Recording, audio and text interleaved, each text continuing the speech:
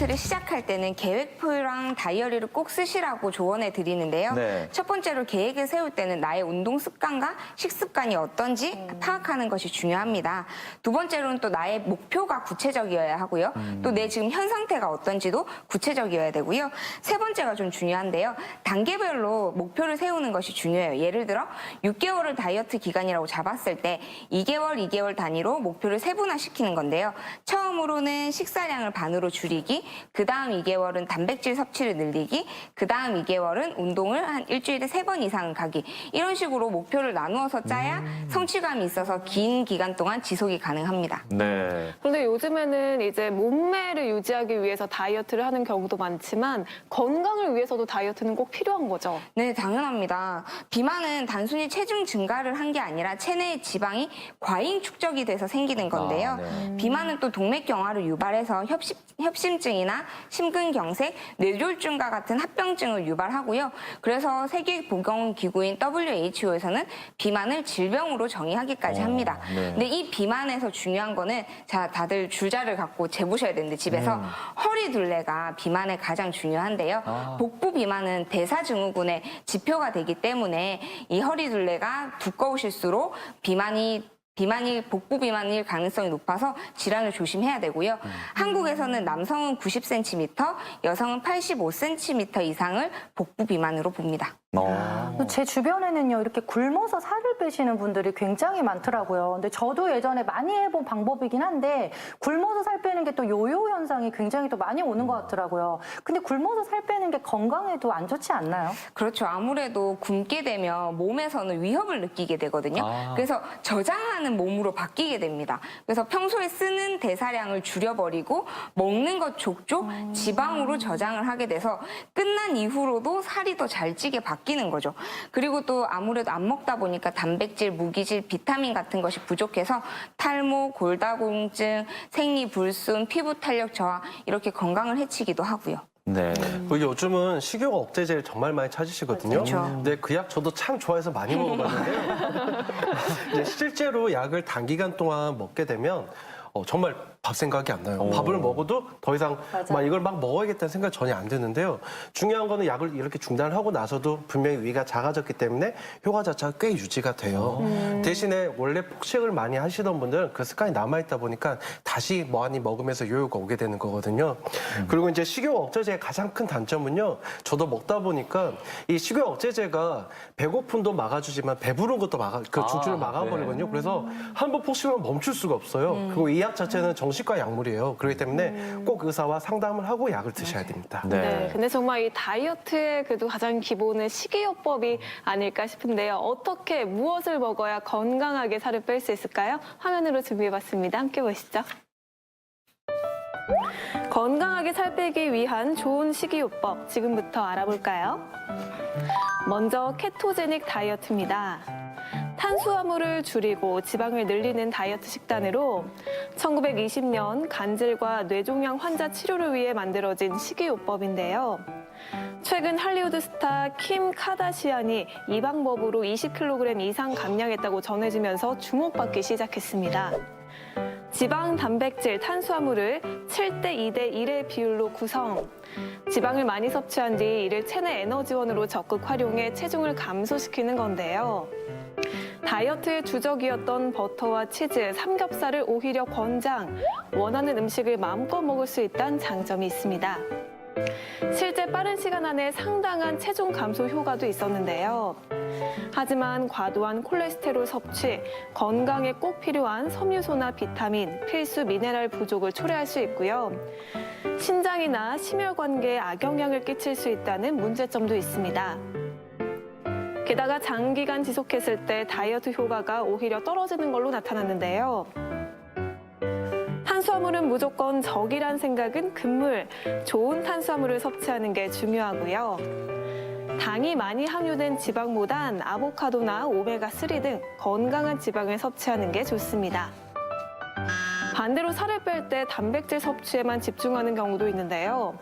과도한 단백질 섭취는 통풍, 탈수증, 칼슘 손실 등을 가져올 수 있으니 반드시 주의해야 합니다.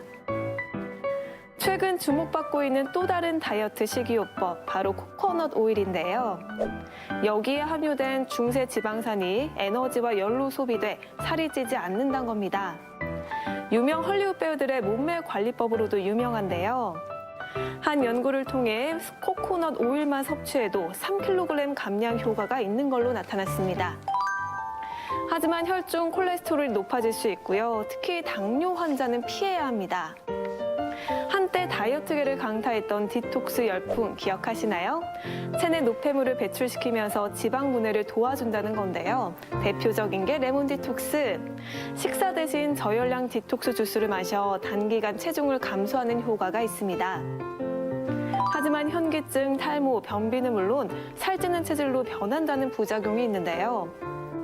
디톡스 다이어트를 할 땐 식사를 3분의 2 정도 줄이면서 해독 주스는 공복에 마시는 게 좋고요.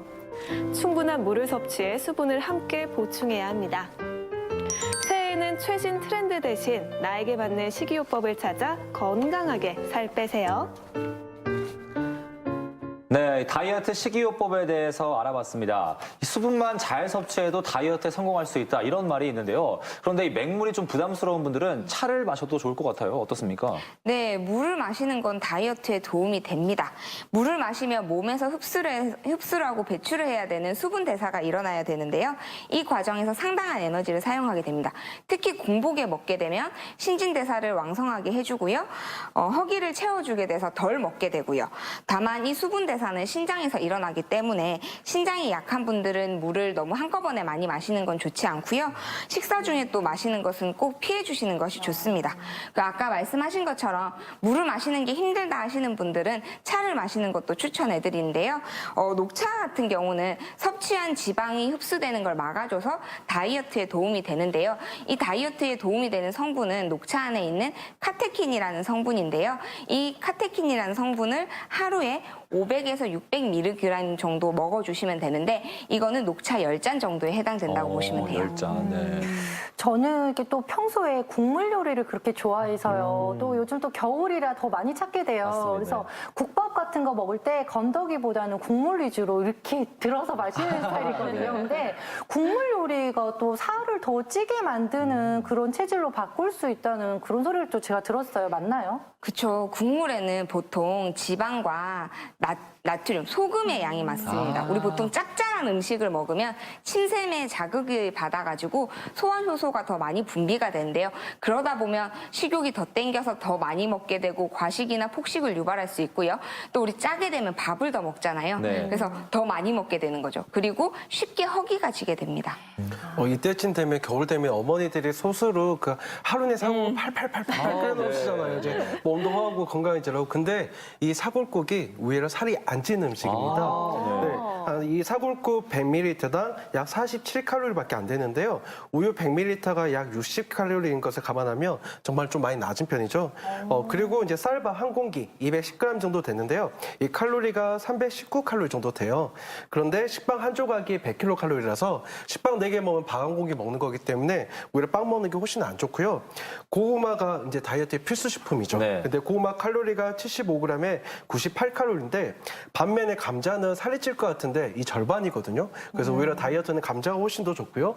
근데 대부분 이제 삶은 돼지고기보다 구운 게 더 살찔 거라 생각을 하고 보쌈 많이 드시는데 지방 함량은 똑같기 때문에 어떤 걸 먹나 살찌는 건 똑같습니다. 그렇기 때문에 열량이 적은 부위를 택하는 게 훨씬 더 좋습니다. 네, 이 세상에 정말 많은 다이어트 방법들이 있는데 요즘에는 또 한방 다이어트가 주목을 받고 있다고 들었습니다. 어떻게 하는 건가요? 네, 맞습니다. 한방 다이어트도 상당히 여러 종류가 있는데요. 제가 보통 진료를 보면서 제일 많이 질문을 받는 체질별, 네 가지 체질별 다이어트를 알려드리려고 하는데요. 태양이는 비교적 비만인 경우가 많지는 않습니다. 하지만 이런 분들은 상체 비만을 주의하셔야 되는데요. 보통 상체가 많이 발달하고 하체가 약하기 때문에 담백한 음식을 주로 드셔야 되고 복근 운동과 약해진 하체를 강화시키는 운동을 많이 해주셔야 되고요. 소양이는 스트레스성 비만이 오기 쉽기 때문에 스트레스로 먹는 걸 푸는 거를 좀 많이 자제하셔야 되고요. 변비가 생기지 않도록 관리를 잘 해주셔야 됩니다. 소음이는 주로 하체가 잘 발달해서 하체 비만이 오기 쉽습니다. 소음인 같은 경우는 체질이 몸이 냉하고 하체가 붓기 쉽기 때문에 몸을 따뜻하게 해서 순환을 도와주는 다이어트가 필요하고요. 제일 많이 보셔야 되는 게 태음인인데 태음인은 비만이 오기 참 쉬운 체질입니다. 네. 먹는 거를 좋아해서 많이 먹는 거에 비해 또 움직이는 걸 싫어해서 많이 쓰질 않아요. 그래서 이런 분들이 다이어트에 매우 주의하셔야 되는데 적게 먹고 많이 움직이시는 것이 제일 중요합니다. 네, 요새는 같이 추천을 드리고 있는데요. 그 이유는 강한 운동일수록 탄수화물을 많이 쓰고 저강도 운동일수록 지방을 에너지원으로 씁니다. 그래서 체지방이 많으신 분들은 이제 저강도 운동인 유산소 운동을 추천해 드리는데 근데 여기서 중요한 거는 지방을 제외한 체중을 유지하기 위해서는 근력 운동이 꼭 필수라는 연구 결과가 나왔기 때문에 요새는 같이 병행하는 것을 많이 추천드립니다.